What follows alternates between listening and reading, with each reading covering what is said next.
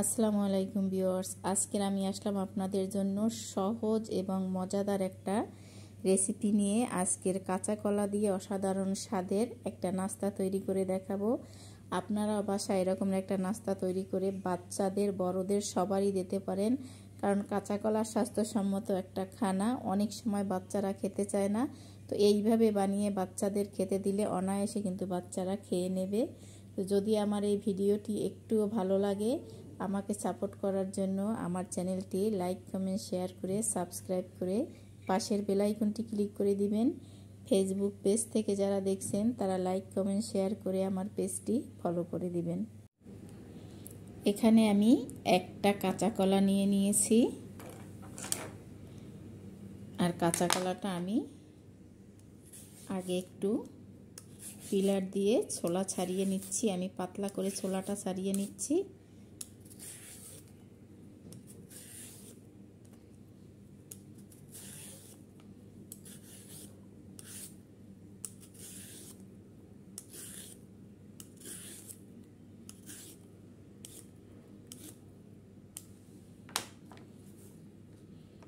ছোলাগুলো আমি পাশে রেখে কলাটা কেটে নিচ্ছি।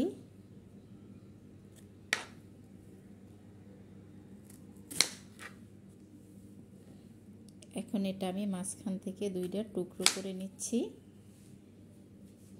এখন পাতলা পাতলা করে আমি কলার স্লাইস কেটে নিচ্ছি। আমি এইভাবে পাতলা করে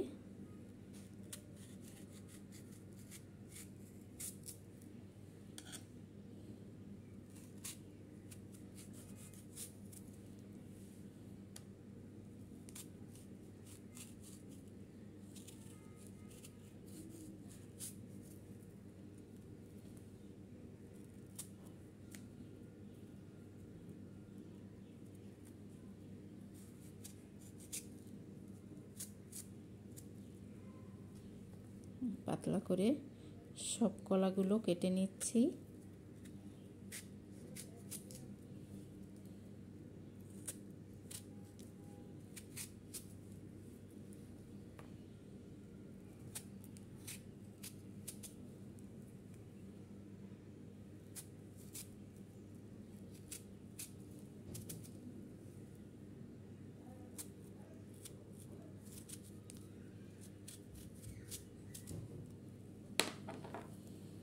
সব কলাগুলো একইভাবে আমি পাতলা পাতলা করে কেটে নিয়েছি। এখন আমি এখানে একটা বাটিতে পানি নিয়ে নিয়েছি, আর এই পানিতে কলাগুলো আমি অন্তত আধা ঘন্টা ভিজিয়ে রাখবো। আধা ঘন্টা ভিজিয়ে রাখলে এই কলা থেকে সম্পূর্ণ, কলার ভিতরে একটা কষ থাকে, এই কষটা সম্পূর্ণ বের হয়ে যাবে।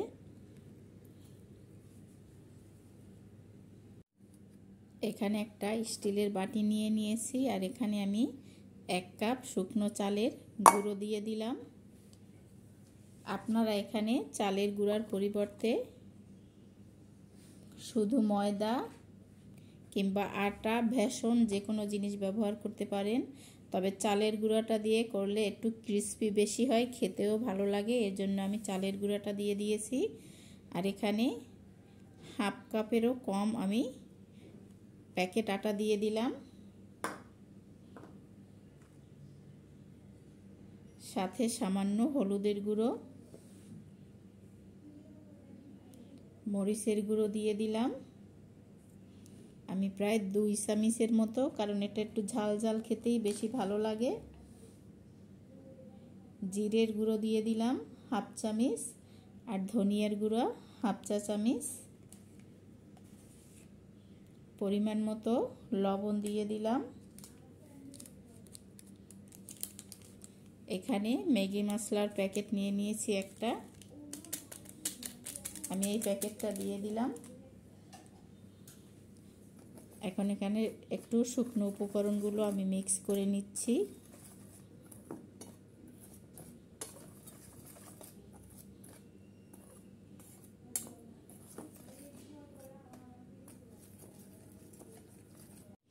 এখানে আমি 1 চামচের 3 ভাগের 1 ভাগ পরিমাণ বেকিং সোডা দিয়ে দিলাম। বেকিং সোডাটা দিলে খুব ভালো মতো ফুলবে এবং ক্রিস্পি হবে। এখানে শুকনো উপকরণগুলো আমি ভালো করে মিক্স করে নিয়েছি। এখন এখানে নরমাল তাপমাত্রার পানি দিয়ে দেব আমি, আর একটা ঘন ব্যাটার তৈরি করে নেব।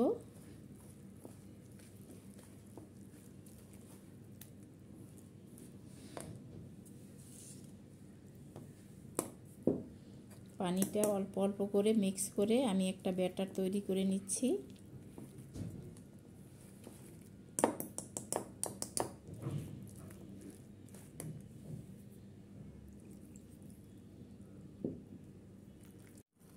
এই যে দেখেন ব্যাটারটা কিন্তু তৈরি হয়ে গেছে। এখানে এরকমের থকথকে একটা ব্যাটার তৈরি করে নিতে হবে। তো আমি শুকনো আতপ চালের গুঁড়াটা দিয়েছি, এর জন্য আমি এখানে 10 মিনিট রেস্টে রেখে দেব, তারপরে আবার ফিরে আসছি। এই যে দেখেন আধা ঘন্টা পর আমি কলাগুলো সম্পূর্ণ ভালো করে কয়েকবার পানি পাল্টিয়ে পাল্টিয়ে ধুয়ে নিয়েছি। এখন এখানে আমি সামান্য লবণ আর সামান্য মরিচের গুঁড়ো দিয়ে আমি একটু মেখে নিচ্ছি।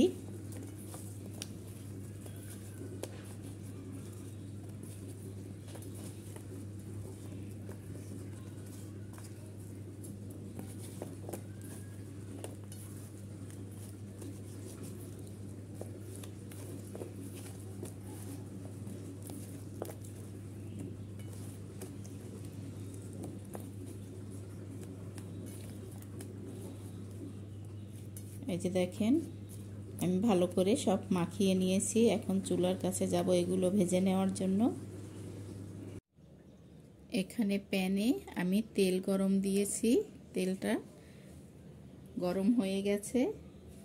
আর এখন যে এখানে যে ব্যাটারটা আমি তৈরি করে রেখেছিলাম চালের গুঁড়ো আর ময়দা দিয়ে আটা দিয়ে, এই ব্যাটারের মধ্যে আমি একটা একটা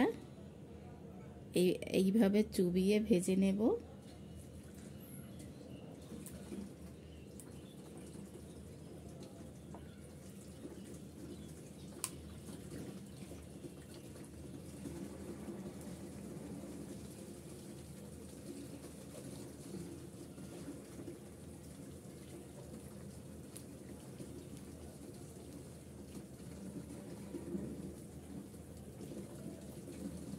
যে কয়টা ধরে আমি একবারে দিয়ে দিচ্ছি।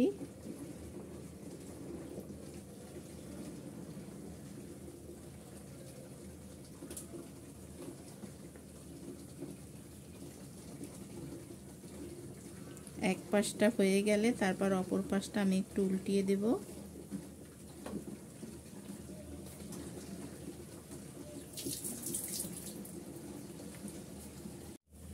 এক পাশটা একটু হয়ে গেলে আমি অপর পাশটা উল্টিয়ে দিচ্ছি, আর উল্টিয়ে পাল্টিয়ে আমি গোল্ডেন করে ভেজে নিচ্ছি।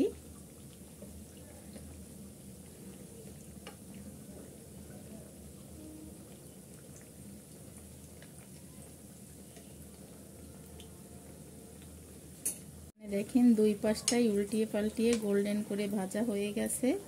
আমি এখন তেলটা ঝরিয়ে সব কটা উঠিয়ে নেব। আর এটা খেতে কিন্তু খুবই ভালো লাগে, আপনারা বাসায় একবার হলো বানিয়ে দেখবেন। অনেক সময় দেখা যায় বাচ্চারা কাঁচা কলা সবজিটা খেতেই চায় না, তো এইভাবে যদি আপনারা বাচ্চাদের বানিয়ে দেন দেখবেন সহজেই বাচ্চারা খুব পছন্দ করবে। আর বাকিগুলো আমি একইভাবে ভেজে নিচ্ছি।